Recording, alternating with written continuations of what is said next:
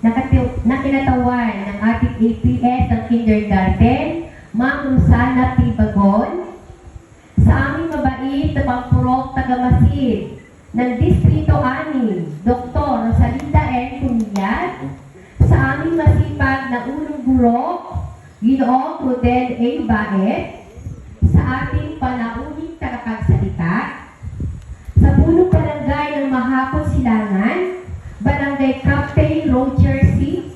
Perez, sa mga kasamahan kong guro, sa pamunuan ng PTA, gayon din sa pamunuan ng SGC, mga magulang at mga batang mag-aaral na nagsipagtapos ngayong tanghaling ito,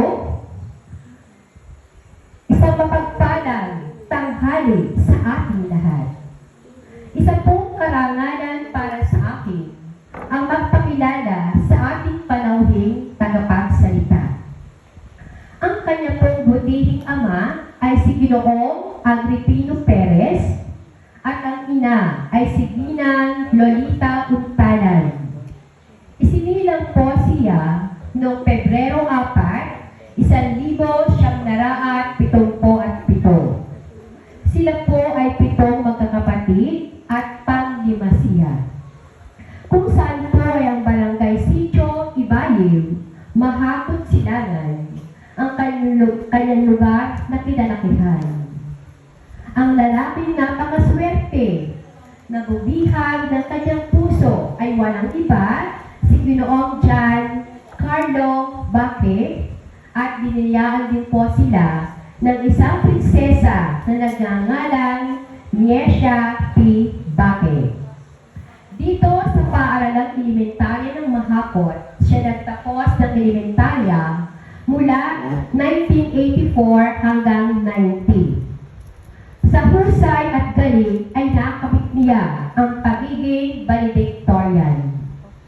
Sa Roosevelt College, Marikina naman, siya nagtapos ng sekundarya taong 1990 hanggang 1994. Siya ay sa Central Colleges of the Philippines nag-aral ng kolehiyo taong 1994 hanggang 1998 at tinapos niya ang kursong BS Computer Science.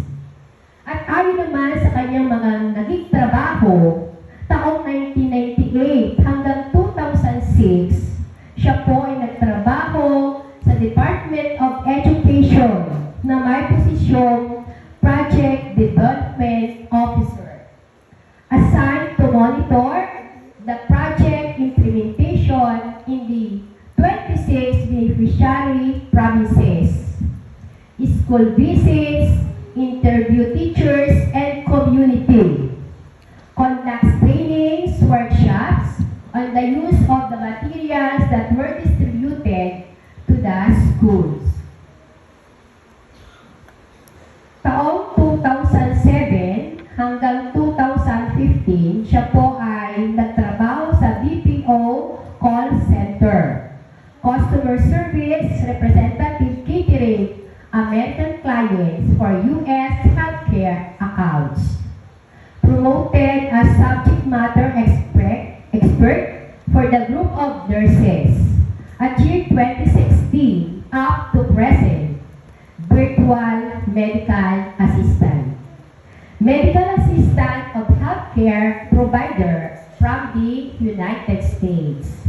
Speak to American patients that needs assistance in their medical needs.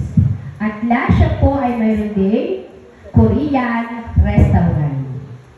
At ngayon po ay kinagagalak ko ipakilala sa inyo ang ating panauhing tagapagsalita, Ginang Marisa P. Baque.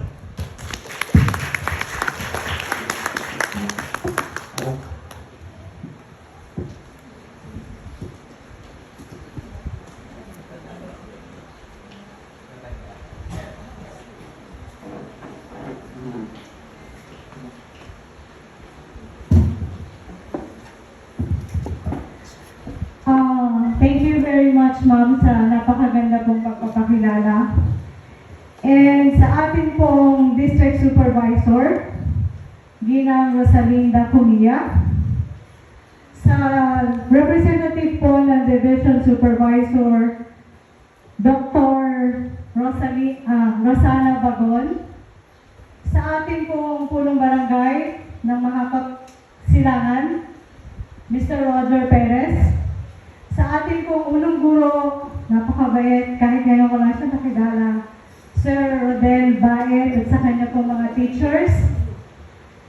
Sa aking pong pamilya, dalawa lang naman po silang nandito. Sa aking pong asawa at sa aking tiyahin. Sa mga magulang at sa lahat po ng mga bisitang nandito at higit sa lahat sa mga batang magsisipagtapos o nagsipagtapos ngayong araw na ito. Magandang araw po sa inyong lahat. It is indeed a great honor and privilege to be chosen as your guest speaker. I welcome the challenge and the opportunity to speak here in front of you. Naaalala ko pa po ng bata ako. Sa tuwing may ganitong pagtitipon, kasama ko yung tatay ko.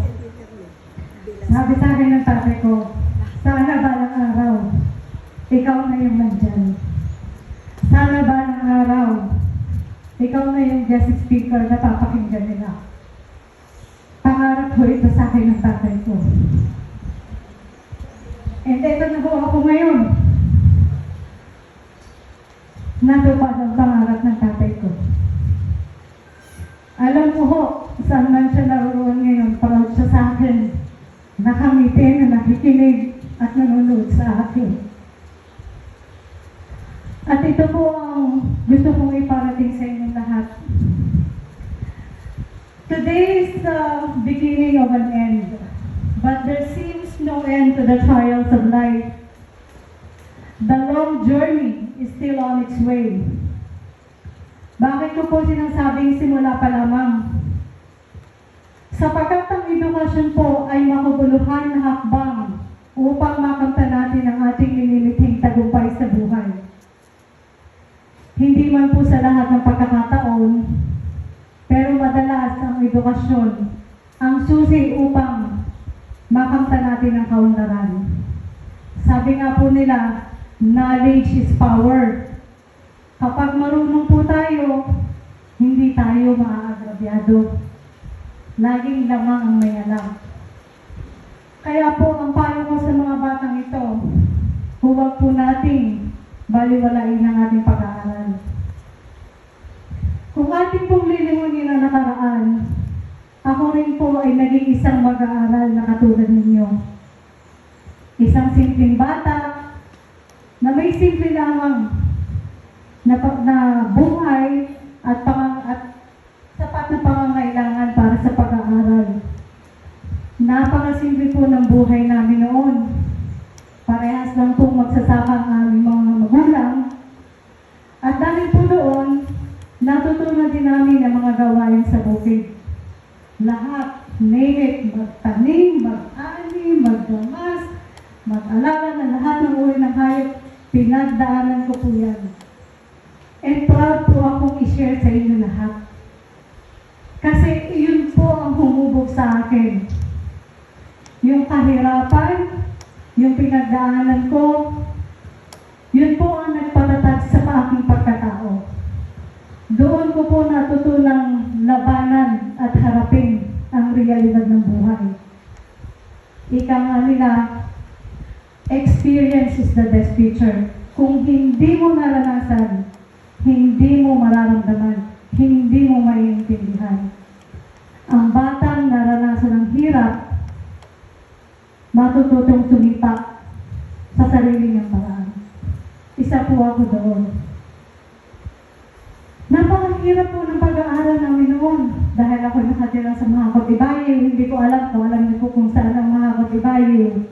Nilalakad lang po namin yun. Umulat, umaraw, bumaha, lakad kami sa Putikan.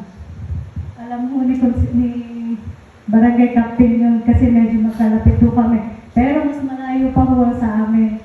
Pero hindi po yung naging hadlang sa akin bilang mag-aaral para hindi ko ipagpatuloy ang aking pag-aaral. Bagkus ginawa ko po, ginamit ko yung hamon para pagbutihin ko pa ang aking pag-aaral. Para kahit paano, maiangat ko ang pamumuhay namin, lalo na sa aking sarili. At yan nga po ang nagpatibay sa aking pagkatao. Tandaan po natin that nothing is permanent. Maaaring mahirap tayo ngayon, but we always have a choice. Choice to improve and choice to do better. Huwag natin iisipin na porket mahirap tayo, ay hanggang doon na lang tayo or wala na tayong pag-asa.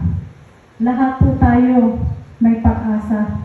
Kaya gamitin po natin kung ano man ang meron tayo ngayon upang maging motivation natin at determination to achieve our goals. Sa mga bata po magsisipag tapos ngayon, do not limit your potential. Kung narinig niyo po, ang layo ng pinag-aralan ko sa trabaho ko ngayon. So, ibig kong sabihin, hindi porket etong tinapos niyo hanggang dito ka lang. Huwag kayong matakot na subukan ang mga bagay na hindi niyo nakasanayan. Dahil ang success will start outside your comfort zone. I-discover natin kung saan tayo magaling. At yun ang ating panaluin. Hindi porket engineer tayo, hindi tayo nakapasok sa Department of Public Works, tapos na pwede pa natin i-discover ang ibang bagay. Kasi meron po sa atin late bloomer.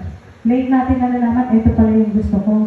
So, huwag natin ililit ang sarili natin. Spread your wings. Explore the world. Discover things to improve and to reach your dreams.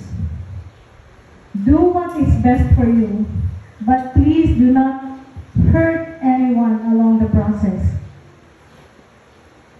Huwag naman tayong mga agrabyado ng iba. Masarap kung nasa pinagtagumpay na pinagtrabahuhan at totoong pinaghirapan. At kapag po nakamit na natin ang tagumpay, huwag po natin kalimutan na lingunin ang mga taong nakasama natin nung tayo'y nasa ibaba pa. Matuto tayong lumingon, magpasalamat, at higit sa lahat, sa poong may kapal. Magpasalamat tayo sa poong may kapal. Sa mga kapwa ko naman po magulang dito, alam ko pong mag-a-agree kayo sa akin na medyo challenging ang pagpapalaki sa mga bata ngayon. With the presence of gadgets, social media, and influence na rin po ng surroundings or ng environment, talaga naman pong napakahirap na magpalaki ng mga bata. Ngunit sana ay magsilbing hamon din po ito sa ating lahat upang lalo nating pagputihin ang pagganap sa ating mga tungkulin. Maglaan po tayo ng oras para sa ating mga anak upang sila'y kilalanin, alamin ang kanilang saloobin, alamin ang kanilang passion, at suportahan sila upang makamit nila ang tagumpay. Tandaan po natin yung passion nila that fuels their goals. Suportahan natin sila sa gusto nilang marating sa buhay. At sa mga mapagmahal naman pong mga guro at ulong guro ng paaralang ito, kayo po ang nagsilbing gabay at nagbigay ng karunungan sa mga batang ito. Tunay naman po, alam ko kung gaano kahirap ang inyong mga papel. Nabanggit po nung nagpakilala. Nagtrabaho po ako sa Department of Education, nag-visit kami sa school, sa Kalinga, Apayao, Abra, Mountain Province, Mindanao, lahat po yan. Dama ko kayo. Marami akong nakausap na teachers, stakeholders, supervisors. Alam ko po ang inyong trabaho talaga naman. Bayani po kayong may tuturin. Saludo po ako sa inyo. Salamat po sa inyong lahat.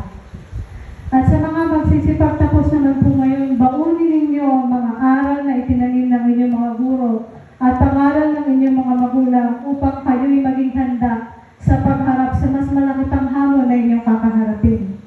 Make them proud, not just as a student, but as a good citizen. Katulad nga po ng tema ng graduation, magkaisa tayo for better Philippines. Today marks not an end but a thrilling beginning. You have within you the strength, resilience, and potential to achieve great things. Believe in your abilities. Kaya niyo yan. Never doubt in your capabilities. Follow your passions and never give up your dreams. Congratulations to all of you and good luck sa inyo lahat.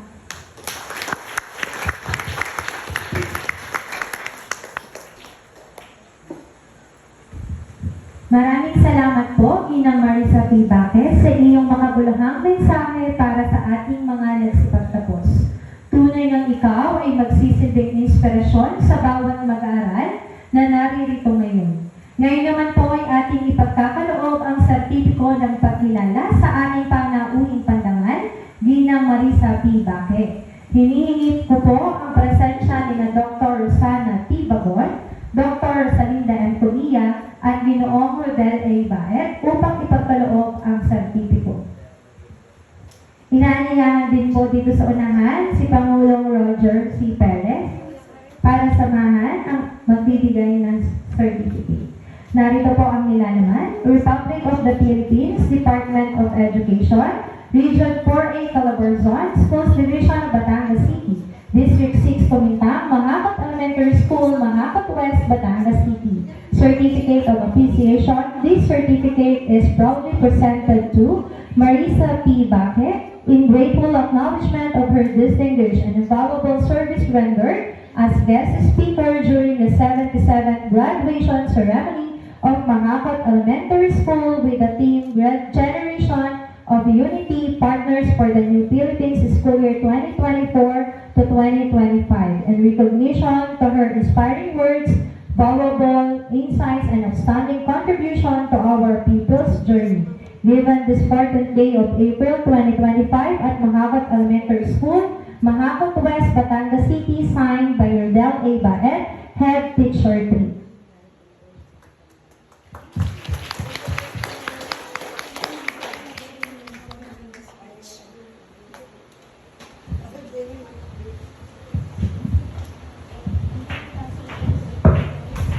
Atin naman pong mapapakinggan ang